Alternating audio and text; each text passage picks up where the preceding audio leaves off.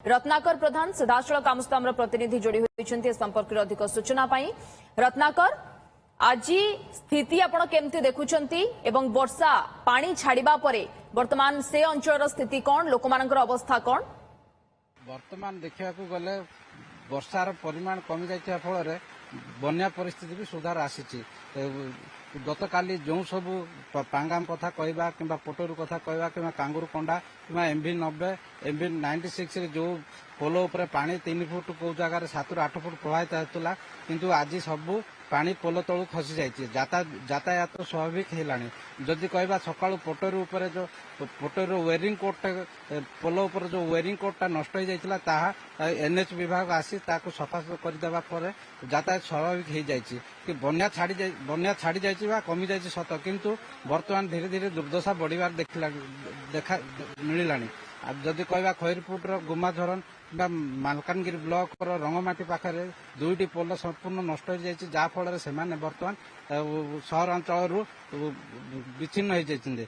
तेबे केवल लोक बा ड्राइवर बा यात्री यही बन्यार प्रभावित नहीं कि चाषी भी प्रभावित होती कि आम सहित अच्छा आम देखा चाहूँ किपर चाष जमी बर्तमान जलमग्न हो जाए। चाष जमी भितर किपर पानी जमी रही जहाँफल चाष संपूर्ण उजुड़ी जावार नष्ट आशंका देखा देती।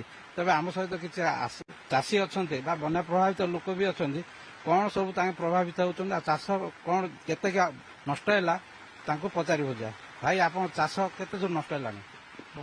चाष 6 एकर जमी करी वर्षारे धान सब वर्षारे खराब हो गला। माटी भी धान बुणी थी से धान वर्षारे सब पानी रे नहीं गला। जमी रे धान देखा जाऊ नहीं।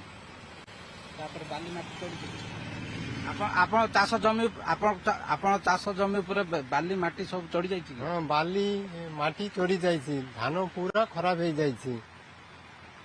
धान टोटाल दिशु नहीं। तेज आम सहित आउ जड़े अच्छा बन्या प्रभावित आपंकर कौन कौन सब नष्ट होती आज्ञा?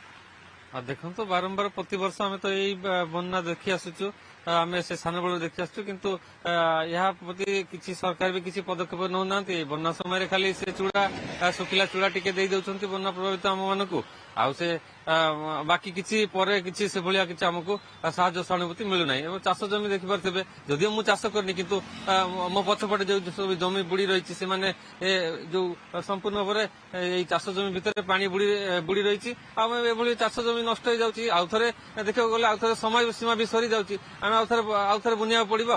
एभली नानान असुविधार आम सम्मुखीन होचु किंतु प्रशासन कहीं दृष्टि देउना। बारंबार यही प्रत्येक वर्ष या देखुचु खाली से सुखला चूड़ा टिके बांधि दउछंती आ रास्ता घाट खाली जाम होती गाड़ी मोटर आम देखीचु कौन आज्ञा आमको कौन सुविधा मिलूना।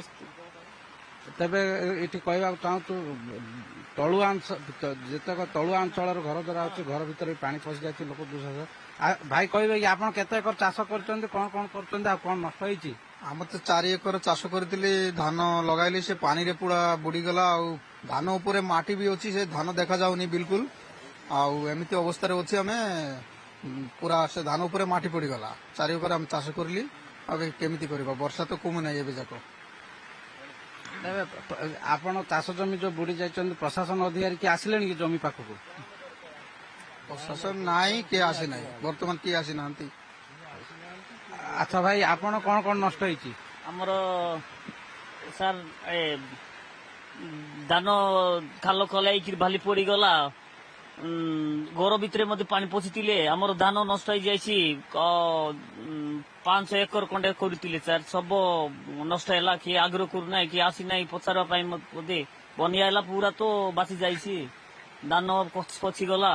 अच्छा घर भीतर पानी पशि कौन कौन तुम सब नष्ट नष्ट सर धान थिले चाउल थिले आमर खाइबार जिनिस सब थिले सर। आउ घर थिबा धान चाउल बा खाद्य पदार्थ जो नष्ट है ओके पोटेरू पोलरू पानी खसी किंतु स्लाब अनेक अंश धोई जाइछि एवं पोलर अनेक अंश क्षतिग्रस्त होइछि एवं ये चाष जमीर दृश्य एबे भी पानी जमी रही एवं लोकंकर दुर्दशा एबे भी कमी नाही। धन्यवाद रत्नाकर प्रधान आम प्रतिनिधि सीधासलख जोड़ी होते सविशेष सूचना दूसरे।